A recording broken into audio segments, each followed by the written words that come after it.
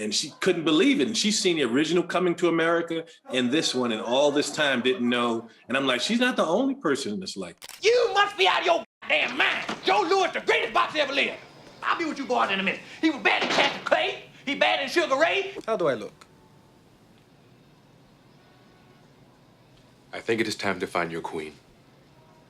Eddie Murphy's Coming to America gave us soul glow and sexual chocolate. But behind those iconic moments lies Hollywood chaos you never knew existed. From million-dollar legal battles to legendary pranks, this movie's production was wilder than anything on screen. Here are 21 surprising facts about Coming to America you probably never heard before. Hidden connections and secret cameos. Coming to America is packed with celebrity appearances that most viewers completely miss, creating a web of connections that link this film to Hollywood history in surprising ways. The most mind-blowing connection involves two homeless men who appear briefly when Prince Akeem first arrives in New York. These aren't random extras, they're actually Randolph and Mortimer Duke from Trading Places, Eddie Murphy's previous hit comedy. Don Ameche and Ralph Bellamy reprised their roles as the scheming Duke brothers, now broke and living on the streets after their stock market scheme backfired. This brilliant Easter egg essentially confirms that both movies exist in the same universe, making Coming to America an unofficial sequel to Trading Places. But the celebrity surprises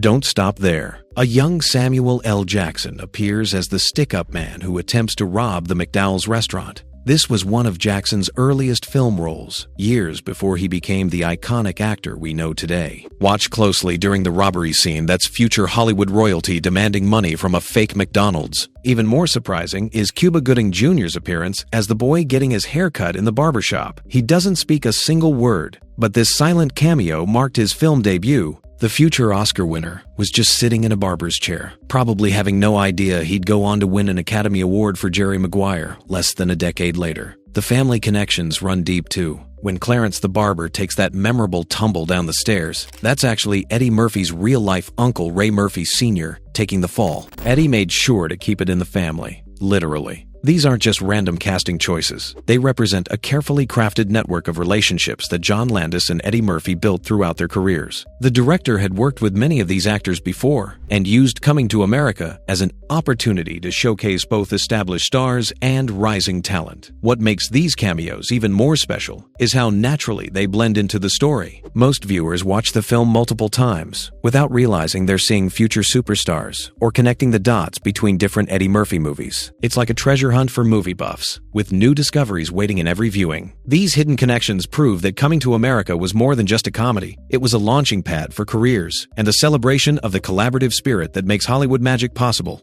The makeup magic that fooled Hollywood. Rick Baker's makeup artistry in Coming to America didn't just create characters, it created Hollywood legends and some of the most elaborate pranks in film history. The transformation work was so convincing that it fooled industry veterans, talk show hosts, and even Eddie Murphy's closest friends. The most famous prank involved Eddie Murphy's appearance on the Arsenio Hall show while wearing his elderly Jewish barber makeup. Murphy, fully transformed as Saul the Barber, sat in the audience, and even got called up on stage. Arsenio Hall had no idea he was talking to his friend Eddie Murphy, despite having known him for years. The makeup was so perfect that Hall only discovered the truth when Murphy revealed it later, leaving the talk show host completely stunned. But the Arsenio prank was just the beginning. Murphy would regularly walk around Hollywood in his various disguises, testing how convincing the makeup really was. He'd go to restaurants, shops, and even industry events without being recognized. The transformations were so complete that Murphy could have entire conversations with people who knew him personally without them having the slightest clue. Rick Baker's team spent up to 6 hours each day applying the makeup for Murphy's multiple characters. The process was so intensive that Murphy would arrive at the studio at 3 a.m. to begin transformations for characters like Clarence the Barber, Saul the Jewish barber, and the elderly customer. Each character required different prosthetics, hair pieces, and makeup techniques that completely altered Murphy's facial structure. The most technically challenging transformation was the elderly white Jewish man character. This required extensive prosthetics to change Murphy's nose, cheeks, and jawline, plus aging makeup that added decades to his appearance. The result was so convincing that even makeup artists from other productions would study Baker's work to understand how it was achieved. Arsenio Hall's transformations transformations were equally impressive. His work as the extremely ugly girl and Morris the barber required hours of prosthetic application. Hall later admitted that wearing the extremely ugly girl makeup was one of the most uncomfortable experiences of his career, but the results were undeniably spectacular. The makeup work was so groundbreaking that it influenced an entire generation of special effects artists. Rick Baker's techniques became the gold standard for character transformation, makeup, and the film's success proved that audiences would embrace movies where stars disappeared completely into multiple roles. What made the makeup even more impressive was how it enhanced the comedy rather than distracting from it.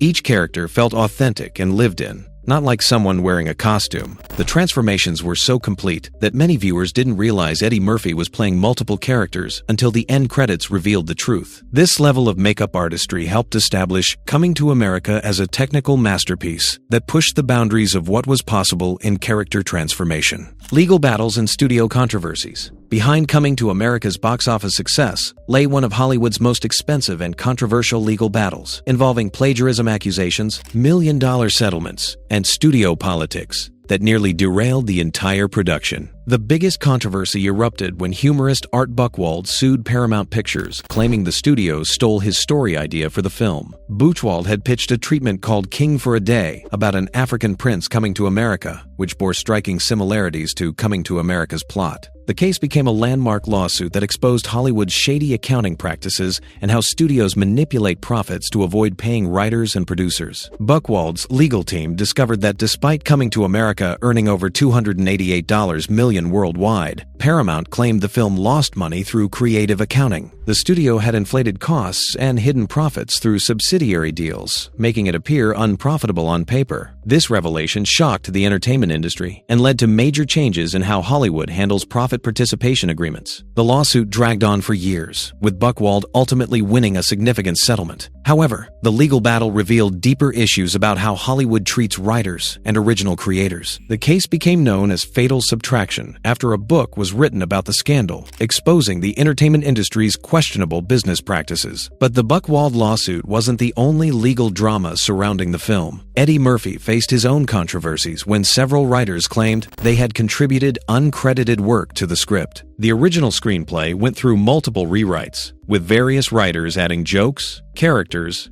and plot elements without receiving proper credit or compensation. Studio politics also created tension during production. Paramount executives were nervous about the film's budget, which ballooned due to the extensive makeup work and elaborate set designs. There were heated discussions about cutting costs, including suggestions to reduce the number of characters Eddie Murphy would play. Murphy and director John Landis fought to maintain their creative vision, leading to several tense meetings with studio heads. The controversies extended to the film's marketing campaign. Some promotional materials faced criticism for perpetuating stereotypes about Africa and African culture. While the film was generally well received, cultural critics pointed out problematic elements in how African royalty and American urban life were portrayed. Despite these legal and creative battles, Coming to America became a massive success. However, the lawsuits and controversies surrounding the film changed how Hollywood operates. Studios became more careful about crediting writers, profit participation became more transparent, and the Buchwald case became required reading in entertainment law schools. These behind-the-scenes dramas prove that sometimes the real story of a movie's creation is more dramatic than anything that appears on screen. The legal battles surrounding Coming to America helped reshape the entertainment industry's business practices for decades to come. The real locations and fake businesses. Coming to America's most memorable locations weren't just movie sets, they were real places that became tourist destinations, while the fake businesses created confusion that lasted for years after the film's release. The most famous fake business was McDowell's, the obvious